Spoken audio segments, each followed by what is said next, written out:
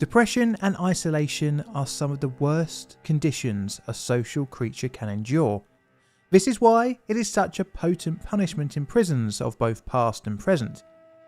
Today we return to Harry Harlow and his pivot in career from studying love to studying depression.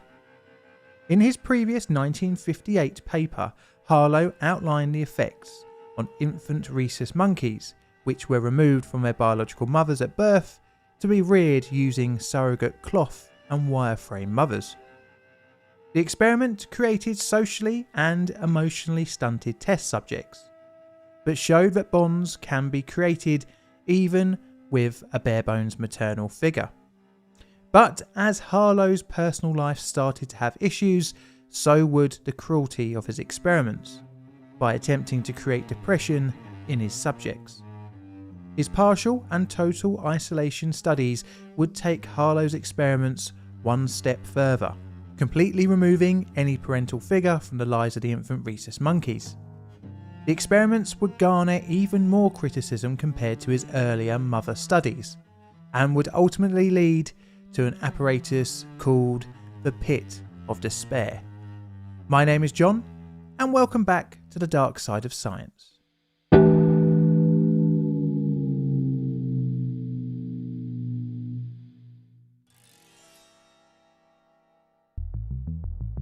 Our story starts in the wake of Harry Harlow's monkey mother experiments. By the late 1950s, his primate laboratory had become a controversial but generally accepted part of the University of Wisconsin-Madison. Sure, the studies involved separation of infant rhesus monkeys from their mothers at a young age, which most would consider cruel, but at least important discoveries were made. Harlow had touched upon isolation studies during his nature of love experiments, where infant monkeys were given an inanimate cloth or wire mother as the only form of social interaction. The surrogate mother offered at least something in terms of company, but Harlow wanted to go deeper into the isolation side of the experiment. Starting off in 1959, Harlow devised the first of his social isolation experiments. The concept was pretty simple, and made use of an empty wire cage that allowed the subjects to see, hear and smell their peers, but not be able to make physical contact. This was named by Harlow as the partial isolation study, and sought out to observe the social effects on withholding physical contact.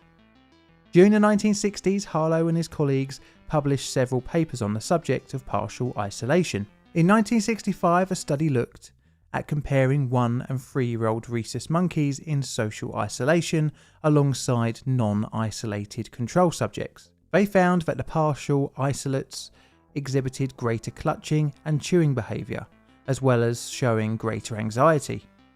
The study showed that partial isolation didn't affect the subjects' intellectual development, but their social maturity was very much stunted. In a 1971 paper, Harlow summarised the decade of partial isolation experiments and set up another partial isolation study involving 48 subjects, 24 male and 24 female. The ages observed ranged between 3 months and 13.5 years. Each subject had been raised in partial isolation, taken from their mothers as early as possible. This meant that the oldest of the subjects had spent over a decade in partial isolation. They divided the participants into 4 groups of 6 males and 6 females. 0 to 2 years old, pre-adolescents, 2 to 5 years old, adolescents, 5 to 10 years old, early adulthood, and 10 to 13 years old, late adulthood. To act as a control group, 12 feral rhesus monkeys were employed. Before the experiment, most of the subjects had been housed in small 2.5 feet wide wire mesh cages. The control group were monkeys captured from India and shipped to the laboratory. They too were partially isolated for a similar amount of time, and in some cases over years, but had been born and raised in the wild.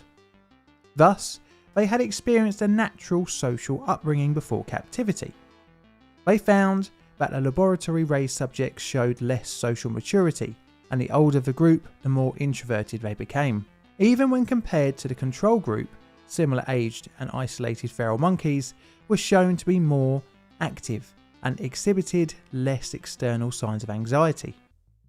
The results, although pretty predictable, if you isolate a person they become less adept at social interaction, were not enough for Harlow, and because of this he sought out to take his experiments to see what would happen under total isolation conditions.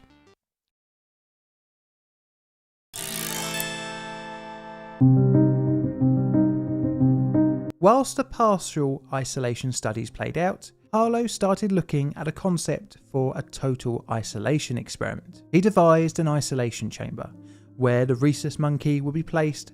The chamber was always lit, had some moving around space, and most crucially was not designed to invoke any sensory deprivation apart from social interaction.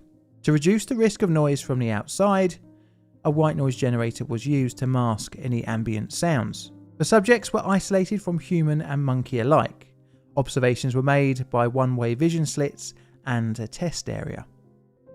In the 1965 paper on the total isolation studies, Harlow describes the experiment setup. 3 groups of newborn monkeys were isolated in individual chambers for 3, 6 and 12 months respectively. In addition, one group was kept in partial isolation in individual cages in a laboratory nursery for the first 6 months, then placed in the isolation chamber for 6 months. There were 6 monkeys in the 3-month group and 4 monkeys in each other of the groups. Mental ability tests were undertaken during their isolation to map their intelligence. To measure the difference in social development between the partially and totally isolated, Harlow paired up monkeys that had been in the study for the same amount of time. For example, 2 from the 3-month total isolation group were paired with 2 from the partial isolation group. All the monkeys were of the same age and were released into a playroom scenario. The 4 monkeys were allowed to be in the room for 30 minutes, 5 days a week, for 32 weeks. For these young, fully isolated monkeys, being placed with others was a complete sensory overload, and nearly all went into shock, showing anxious body language such as self-clutching. 2 of the monkeys in the 3-month isolation group refused to eat when moved to the integration phase of the experiment. One sadly would die after 5 days. The other was force-fed and subsequently survived. Although severely socially affected, the 3-month group did show signs of being able to recover, gradually improving after each session playing with their control group. But that was the most positive of outcomes. It only got worse with the next group. The 6-month isolated monkeys were split into 2 groups, one of which were isolated straight away, whereas the other was isolated after 6 months of partial isolation. They, after being introduced with the control monkeys, would avoid all contact and play. The 3-month group would engage with play fighting after a few days, but this was not observed with the 6-month subjects. The late 6-month group, the subjects who were initially partially isolated, showed a better ability to interact with the control group, albeit only in the form of aggression. For the 12-month isolated monkeys, there were no signs of interest in themselves or their control playmates. In Harlow's own words, 12 months almost obliterated the animals socially. In contrast, the controls were pretty quickly playing and enjoying their social interactions amongst one another. In follow-up sessions post 32 weeks, the 3-month group had seemed to have adjusted relatively well. The 6-month had some improvements but were socially stunted, and the 12-month group were completely ruined. Now this study was yet again, like before, a stepping stone down the stairs to hell, as Harlow looked to extend his experiments into the examination of depression. Harlow throughout his life was susceptible to depression periods, usually only lasting a few days, and was fueled by drink, stress, and a constant fear of failure. As his symptoms got worse throughout the 1960s, so did his experiments. He saw in his isolated monkeys, especially the 12-month subjects, the signs of depression, as they rocked back and forth, staring off into the distance, refusing to interact with their peers. Harlow thought that this could be used in the path of understanding the condition and maybe even find a cure. He would require a reliable method of creating a depressive state. And that leads us onto the next stage of Harlow's progressively cruel series of experiments.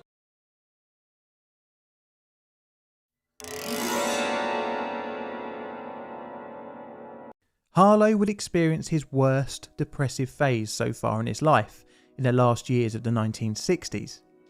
His second wife, Margaret, was diagnosed with breast cancer in 1967, and this understandably played on the scientist's mind. Harlow's career was at its peak, but his anxiety about his wife and the fear of failing at the zenith of his life's work sent him into a spiraling depression. Before, his bouts of depression, rather strangely, had been set off by any accolades achieved for his research, and in 1967 it was no different. He had won the National Medal of Science given by Lyndon B. Johnson, no less. For the rest of the year he couldn't shake his depressive state, but unlike before, it would last more than just a few hellish days. He would be admitted to the Mayo Clinic in March 1968. Here he would receive electroshock therapy, and although initially reluctant, Harlow would later admit that his recovery was good. After 59 days, Harlow was discharged and he returned back to his primate lab. He noted his feelings of isolation during his stay, but his experience inspired Harlow to delve into depression. And he did this by the only way he knew how, by terrorising rhesus monkeys. He knew from previous studies that 6 or more months of total isolation created depression-like symptoms in his monkeys. Harlow had also dabbled in age-mate separation, where 2 monkeys were allowed to bond with one another only to be separated.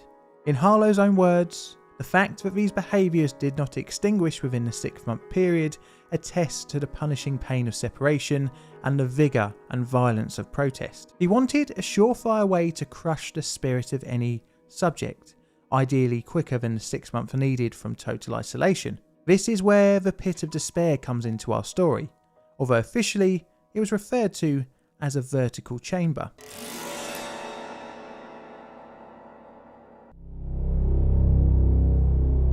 In a 1974 paper by Harlow and one of his students, Stephen J. Sumi, the pit of despair was outlined in the use to create depression in monkeys over several previous experiments.